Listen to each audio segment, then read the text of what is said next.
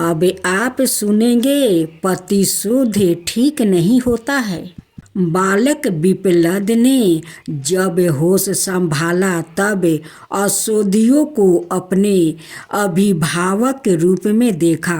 वृक्ष फल देते थे, पंछी दाना लाते थे और मिर्गे हरी वस्तुओं असोदियों अपने राजा सोम से मांग कर अमृत की घोटे विप्लद को पिलाया करती थी। यह दृश्य को देखकर विप्लद ने वृक्षों से पूछा, देखा यह जाता है कि मनुष्य माता पिता से मनुष्य और नाशपातियों से नाशपाती पैदा होते हैं, किंतु मैं आप नाशपातियों का पुत्रा होकर भी मनुष्य कैसे हो गया। इसके उत्तर में नाशपातियों ने विप्लद को उसके जन्म की कथा सुनाते हुए कहा, महर्षि दधीचि तुम्हारे पिता और तुम्हारी माता है, इस तरह तुम मनुष्यों को ही पुत्रा हो। तुम्हारे माता पिता हमें पुत्रा की तरह मानते थे, अतः हम भी तुम्हें पुत्रा ही मानती आ रही हूँ। तुम्हारी माँ ने अपना पेट चीरकर तुम्हें पैदा किया था और हमें सौंप कर सवाए सती हो गई थी। तुम्हारे माता पिता के मर जाने के बाद समूचा वन बहुत दिनों तक रोता रहा। वो हमें प्यार करते थे और हम सब उन्हें इतना कह कर नाशपातियों फूट फूट कर रो पड़ी। यह सुनकर बालक विप्लद को बहुत विस्मय हुआ।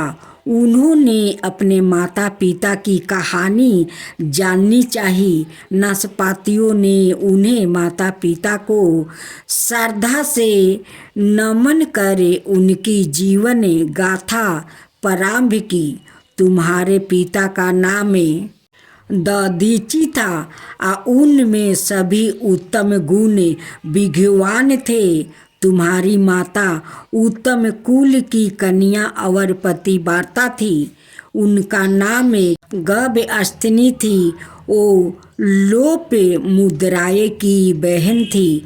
तुम्हारे माता पिता ने तपस्या कर इतनी समर्थ अर्चना कर ली थी कि उनके आश्रम पर दैत्य दानवों का आक्रमण नहीं हो पाता था। एक दिन विष्णु इंद्र आदि सभी देवताओं आश्रम में आया। दैत्यों पर विजय पाने से वो प्रसन्न थे। तुम्हारे माता पिता ने उनका भाव बिना सत्कार किया। देवताओं ने कहा, आप जैसे महर्षि जब हम लोग पर इतनी कृपा रखते हैं तब हमारे लिए क्या दुर्लभ है। हमने शत्रुओं पर विजय प्राप्ति कर ली है। अब चाहते हैं कि आपने अस्त्र शस्त्र आपके आश्रम में रख दे, क्योंकि तीनों लोकों में आपका आश्रम ही निरापद स्थान है। यहाँ आपकी तपस्या के प्रभाव से दैत्य आदि प्रवेश नहीं कर पाते हैं। उदार चेता मुनि ने उनकी प्रार्थना स्वीकार कर लिया। तुम्हारी माता ने उन्हें रोकते हुए कहा, नाथ, यह कार्य विरोध उत्पन्न करवाने वाला है। इस काम में आप ना पड़े। आप तो समदर्शी है। आपके लिए शत्रु मित्र बराबर है।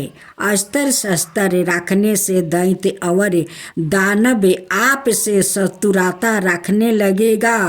धरोहर रूप में किसी का धन रखना साधु पुरुषों के लिए उचित नहीं कहा गया है।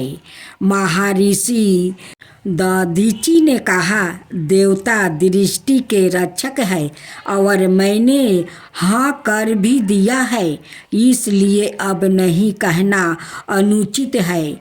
देवता अस्त्र शस्त्र आश्रम में राख कर चले गया। उधर दैत्य महर्षि से दृष्टि करने लगा। महर्षि को चिंता हुई कि दैत्य बड़े वीर तो है ही, साथ ही तपस्वी भी है। जब वो आक्रमण करेगा तब मैं शस्त्रों की रक्षा नहीं कर पाऊंगा। ऐसा विचार कर उन्होंने अस्त्र शस्त्र की रक्षा के लिए एक उपाय किया।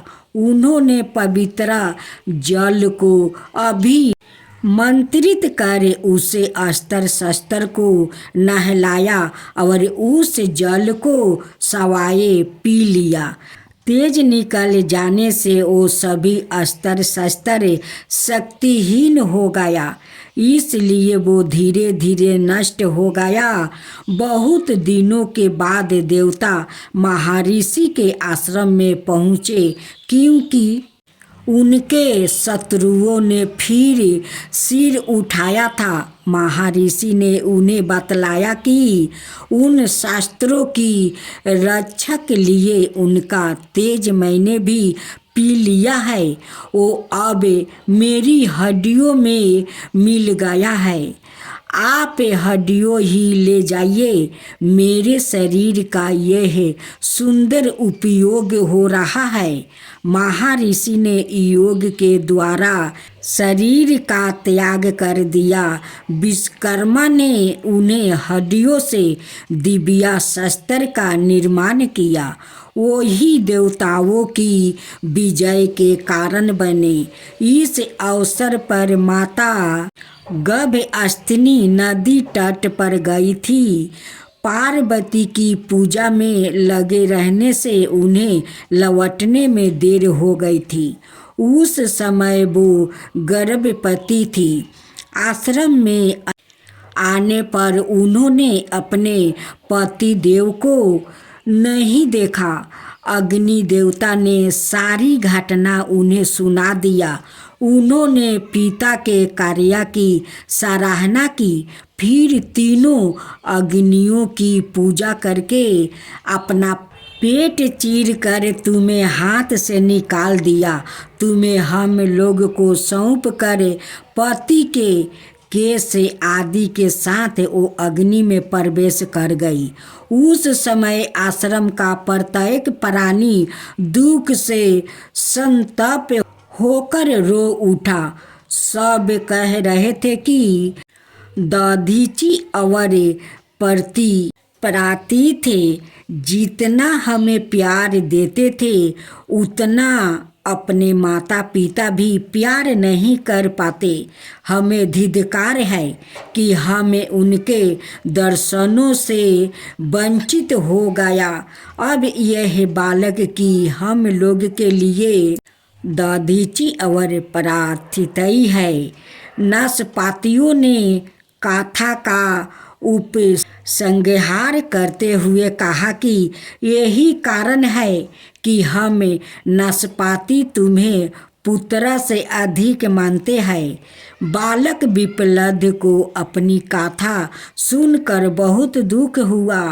माता ने पेट चीरकर जो उससे निकाला था, इस बात से उसे अधिक पीड़ा हुई। वो रोता हुआ बोला, मैं अभागा हूँ जो माता के कष्ट का कारण बना। मैं उनकी सेवा तो कुछ कर नहीं सका। उसके बाद देवताओं के कीर्तन पर उसे क्रोध हो आया। उसने कहा, मैं देवताओं से प्रतिशोध लूँगा। उन्होंने मेरा पिता का वध किया है, अतः मैं उनका वध करूँगा। नाशपातियों ने समझाया कि प्रतिशोध ठीक नहीं होता है। तुम्हारे माता पिता ने विश्व के हित के लिए आत्मदान किया है। तुम भी उन्हीं के पथ पर चलो। बच्चे के अंत कारण में प्रतिशोध की भावना शांत नहीं हुआ। उसने भगवान शंकर की प्रार्थना की कि शत्रुओं के नाशक के लिए आप मुझे शक्ति दीजिए। भगवान ने उसे कीर्तियाँ दी। पीपलद ने उसे ज्ञान दी कि तुम मेरे शत्रु देवताओं को खा जा। देवता भाग खड़े हुए और उन्होंने भगवान शंकर की शरण ली। भगवान शंकर ने पीपलद को समझाया कि तुम्हारे पिता ने विश्व के हित के लिए अपना प्राण दे दिया है। उनके सामने दयामय कौन होगा।